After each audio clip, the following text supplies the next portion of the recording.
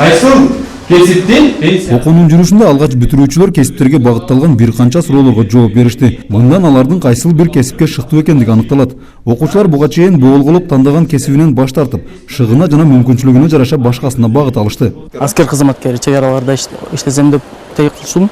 Бирок өзүм көркөм образ, актерлук ошол чеберчилик жактан чыгым бар экен, ошол жака багыт алып, ушул тренингден таап алдым. Азыр эми актер болом деп чечтим. Көптөгөн маалымат ала алдым өзүмө.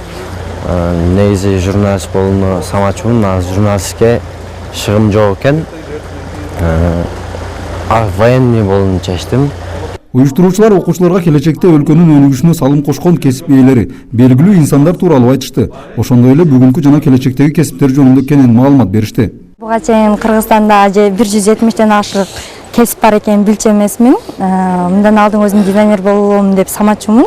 Тигүү цехин ачып, өз салымымды Кыргызстан өнүгүүсүгө кошкум келет. Бүгүнкү кесип тандоодо ошо мен кандай кесипке ээ болушум, анан кандай кесип тандоо боюнча маалымат алдым. Мен ошол эле котормочу болгум келет. Лейлек районунун аймагында айрыкча чет тили, химия сабактары боюнча мектеп мугалимдери жетишпейт. Ал эми жаштар арасында бул кесиптерге кызыгуу аз. Мектеп бүтүрүүчүлөрү учурда престиждүү болгон кесиптерди тандашып, бирок анын окуусун бүтө албай, же жумушка орношо албай калышат. Ошондуктан келечекти тандоодо адашпай алдыдагы 5 жылдан соң журт керегине жараган кесипке ээ болуу зарыл дешет уюштуруучулар. Нанотехнология өнүгүп атат, бүгүнкү күндө архитектура өнүгүп атат. Ошол эле биз бүгүнкү күндөгү кесиптерди эмес, биз келечектеги мисалы 5 жылдан кийин кандай кесиптер керек?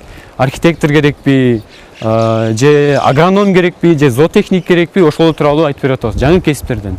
Бүтүрүүчүлөрдүн кесип тандоосуна багытталган долбоор Лейлек районунан башталды. Аны Ала Тоо өнүктүрүү борбору Кыргыз Республикасынын өкмөтүнө караштуу жаштар иштери, дене тарбия жана спорт мамлекеттик агенттиги менен биргеликте колдоого алган. Долбоор мындан кийин Нарын облусунун аймагында уланат.